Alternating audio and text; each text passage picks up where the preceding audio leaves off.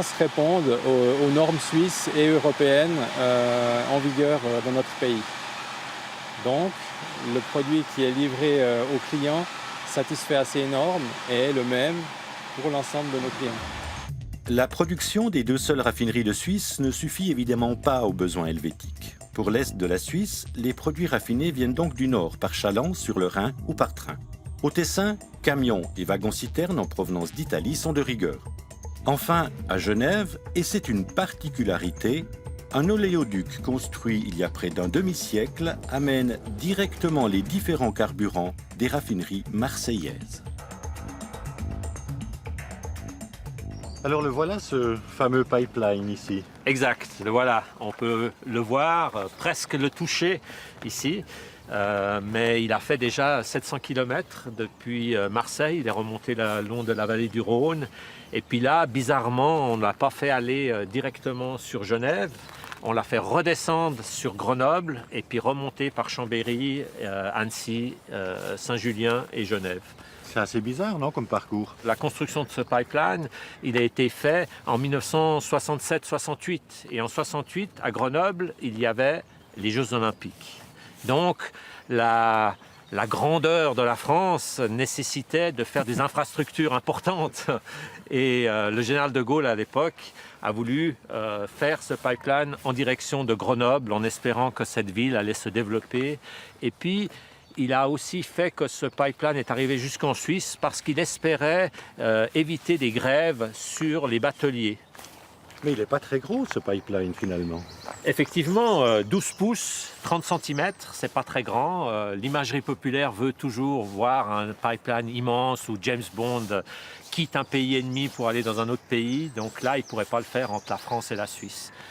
Mais il circule quand même à 500 mètres cubes à l'heure, c'est-à-dire 500 000 litres. On livre 500 000 litres à l'heure pour la région genevoise. On va voir le terminal? Avec plaisir. Le pipeline achemine tout le kérosène nécessaire à l'aéroport. Et suivant la saison, il couvre de 50 à 80% des besoins en mazout, diesel et essence de la région genevoise. Ici, c'est le pipeline qui arrive depuis Marseille. Et ça, c'est ce qu'on appelle le terminal de Vernier. C'est la fin. Il ne continue pas plus loin en direction de Lausanne ou Berne, etc. C'est vraiment un terminal ici. Particularité de ce pipeline, tous les produits raffinés passent dans le même tube, en séquence, les uns après les autres. Leur densité différente permet d'éviter les mélanges. Séparés au terminal, les différents carburants finissent dans le site de stockage de Vernier. Le kérosène est lui directement acheminé par une conduite jusqu'au tarmac de l'aéroport. L'avantage du pipeline, c'est son aspect environnemental, c'est-à-dire que vous ne le voyez pas sur 700 km, on n'a aucune chance de le voir, on peut continuer de cultiver par-dessus, donc elle a un impact environnemental très très faible. Le site de stockage de Vernier est géré par différentes sociétés appartenant, entre autres, aux grands groupes pétroliers. 4 à 500 camions viennent quotidiennement s'y approvisionner. Sur l'ensemble du site de Vernier, il y a à peu près 400 000 mètres cubes de volume de stockage, soit 400 millions de litres, répartis principalement, je dirais, sur 4 sites. Construites à partir de l'après-guerre, les cuves de Vernier abritent aussi les réserves obligatoires de la Confédération.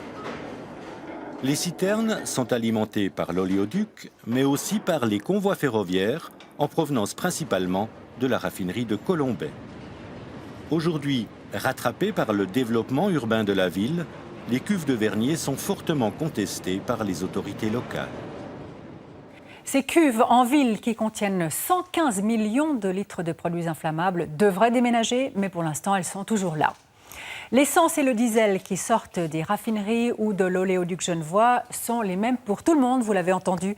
Certaines marques comme BP, Shell ou Avia ajoutent des additifs qui sont utiles pour les bolides de compétition, mais pour la voiture de monsieur et madame tout le monde, c'est moins sûr.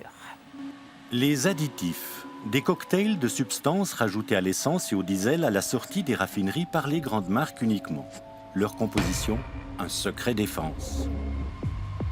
Mais selon leurs concepteurs, ils permettent d'augmenter les performances de votre moteur. C'est en tout cas les affirmations des grands distributeurs d'essence que nous avons sollicités et qui nous ont répondu par écrit. Selon eux, ces substances permettraient d'éviter l'usure du moteur et le protègent. Elles favoriseraient une moindre consommation et une moindre pollution dans toutes les conditions de conduite et d'utilisation. Des affirmations sérieusement mises en doute par le Touring Club suisse qui y voit avant tout un argument commercial. Il y a un effet marketing pour les distributeurs de rajouter des additifs dans les différents carburants qu'ils vendent, puisqu'ils doivent se différencier des propres concurrents, alors que le produit provient des mêmes raffineries. Ce qu'il faut savoir, c'est que le consommateur n'est pas en mesure, et les tests qui ont été réalisés le prouvent, n'est pas en mesure de sentir la différence. Et au mieux, il y a une différence de consommation de puissance qui reste dans la marge d'erreur d'interprétation des tests. Les associations européennes de consommateurs ont testé des carburants avec et sans additifs sur 4 voitures identiques. Au terme d'un parcours de 50 000 km sur le circuit d'Estoril au Portugal, le résultat a été sans appel. Au niveau consommation, il n'y avait pas de différence. Au niveau pollution, rien de différent. Et finalement, on a démonté les moteurs et on s'est rendu compte qu'au niveau de déposition dans le moteur ou une différence de composition de l'huile moteur, il n'y avait aucune différence sur ces 50 000 km. Donc quand on entend les grandes marques qui disent « payez plus cher à la pompe », vous allez y gagner parce que votre consommation sera moindre, il n'y en est rien. Le mythe de la potion magique s'effondre. Pour la voiture de Monsieur et Madame Tout-le-Monde, dans des conditions d'utilisation normales, l'essence sans additif autorise les mêmes performances. Ajouter un additif genre lubrifiant spécial, c'est aussi un moyen de justifier un prix très souvent plus élevé. On peut s'en passer sans problème et payer donc le litre d'essence moins cher. Essence sans plomb 95 ou 98 octanes? Essence ou diesel? Qu'est-ce qui est le plus performant et le moins polluant? Question intéressante à se poser aussi au moment de l'achat d'un véhicule. Pour avoir la réponse, il faut des tests effectués dans ce cas-là sur un véhicule récent. C'est dans le laboratoire de contrôle des gaz d'échappement de la Haute École spécialisée bernoise, à Nidau, que nous avons pratiqué nos tests. Nous avons choisi une voiture figurant parmi les 10 voitures les plus vendues en Suisse, munie d'un moteur à essence à injection directe. Dans un premier temps, le réservoir a été rempli avec de l'essence sans additif de 95 octanes. Le moteur chaud, la voiture a été placée sur un banc d'essai et préparée par les techniciens du laboratoire. Ces tubes, c'est pour brancher l'échappement pour que je puisse prendre tous les gaz qui sortent du véhicule. Parce qu'on ne va pas récolter seulement une partie, on va récolter la totalité des gaz qui sortent du véhicule. Les gaz recherchés, le monoxyde de carbone, les oxydes d'azote ainsi que les hydrocarbures non brûlés. Nous avons de surcroît demandé de mesurer les particules fines rejetées par le moteur. Ça c'est bon? Tu me dis l'heure, toi?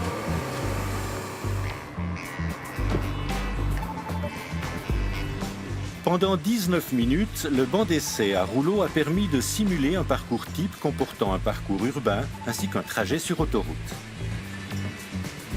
L'expérience a été répétée une deuxième fois, mais cette fois avec un réservoir rempli d'essence à 98 octanes. Enfin, nous avons aussi fait tester le même véhicule, mais avec une motorisation diesel munie d'un filtre à particules qui développait exactement la même puissance, soit 140 chevaux. Au terme de chaque test, les filtres contenant les particules fines rejetées tant par les moteurs à essence que par le moteur diesel ont été soigneusement analysés. Dans un premier temps, nous avons comparé les chiffres obtenus pour les deux essences. Pas de différence. Consommation identique, les émissions, les polluants donc identiques également. Donc on constate aucune différence avec de l'essence 95 ou 98 octanes. Reste la comparaison entre essence et diesel.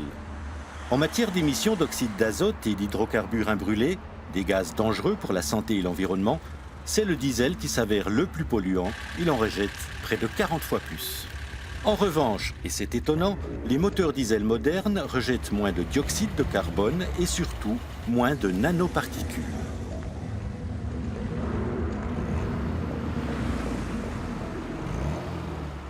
Donc le nombre de particules émises par moteur à injection directe, c'est important à injection directe d'essence, est plus élevé que le nombre de particules qui sont émises par un véhicule à moteur diesel équipé d'un filtre. Près de 500 fois plus. Et des particules beaucoup plus petites, donc plus dangereuses.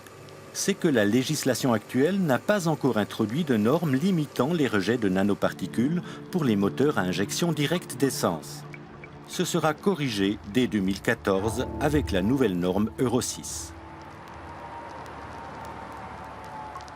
Elle s'appliquera aux nouveaux véhicules et obligera d'ailleurs tous les constructeurs à fournir des moteurs tant diesel qu'à essence moins polluants qu'aujourd'hui. Mais d'ici à ce que le parc de véhicules se renouvelle, que choisir entre diesel et essence quand on a le souci et de son environnement et de son porte-monnaie? Pour une voiture au diesel, il faut faire beaucoup de kilomètres. Il faut aussi tenir compte finalement qu'un moteur diesel n'est pas intéressant si vous faites des trajets relativement courts. Parce que durant les 2-3 premiers kilomètres, le moteur n'est pas du tout chaud, pollue plus et consomme plus. Donc 20 000 kilomètres au moins par an et ça vaut la peine d'y réfléchir. Bon, il reste toujours la solution du vélo. Mais pour transporter toute la famille, c'est un peu galère. Admettons que nous avons besoin d'un truc avec 4 places, un coffre, un volant, un moteur. Daniel Stons, bonsoir. Bonsoir, vous êtes très bon connaisseur des questions de moteur justement et de pollution.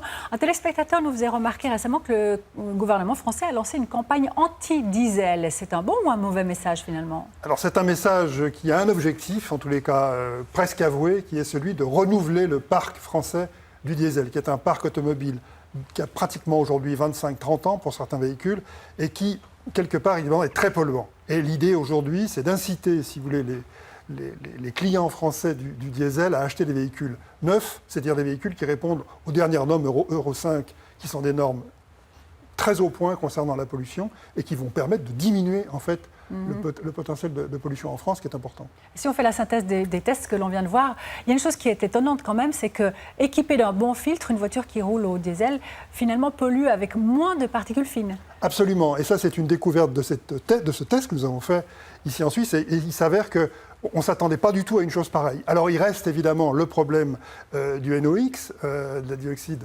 d'azote, qui est quand même très sérieux et qui est un polluant. Contribue au réchauffement climatique, voilà, faut le dire. Exactement. Et ça, c'est un problème qui va petit à petit être résolu, puisque nous attendons pour 2014-2015 de nouvelles dispositions légales dites Euro 6, qui seront des normes beaucoup plus sévères et qui contribueront, si vous voulez, à diminuer d'environ un tiers les polluants rejetés par les véhicules diesel, mais aussi par les véhicules essence. Donc le diesel a de l'avenir, on pourrait dire. Oui, sans doute. Une question de téléspectatrice, elle nous disait, mais comment se fait-il qu'il y ait une telle différence de consommation de carburant entre ce qu'annoncent les fabricants et ce que l'on peut vérifier sur son propre véhicule?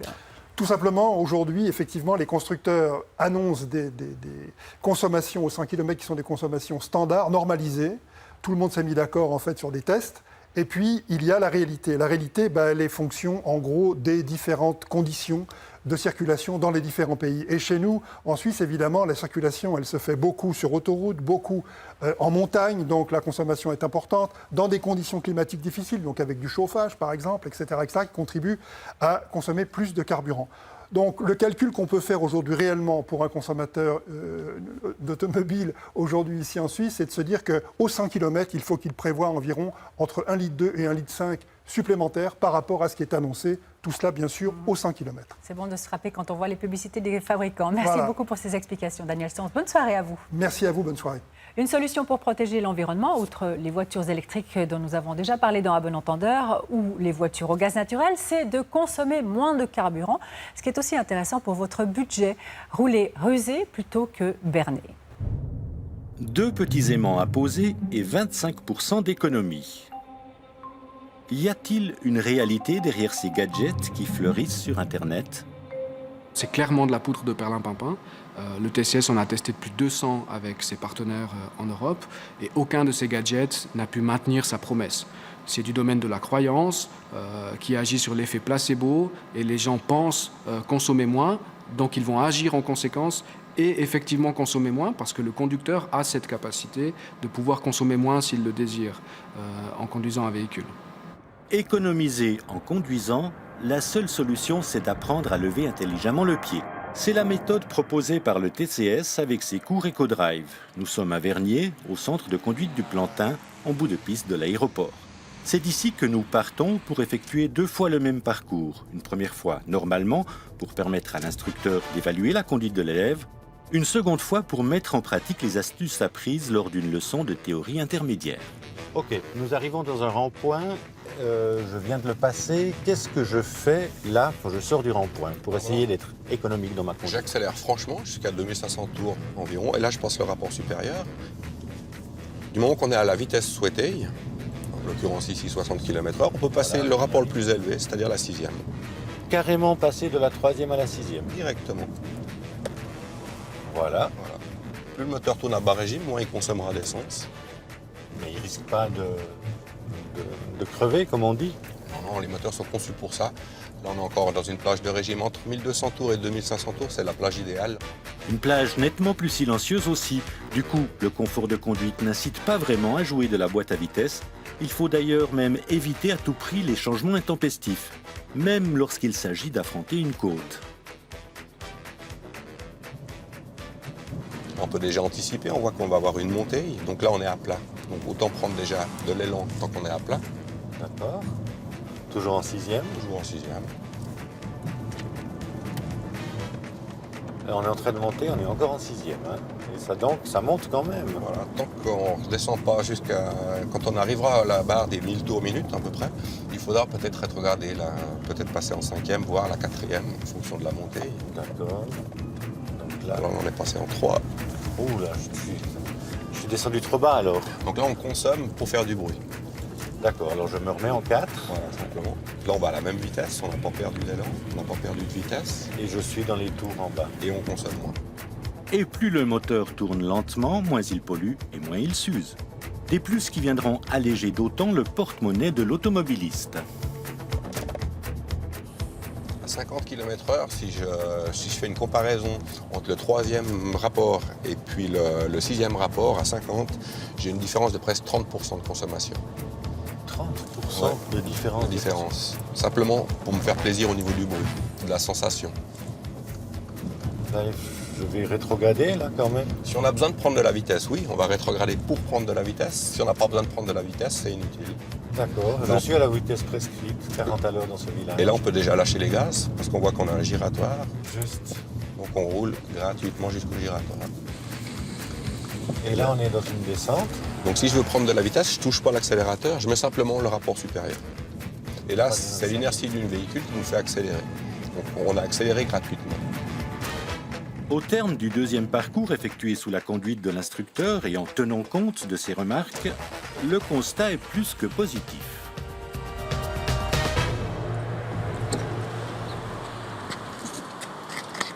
Alors, verdict?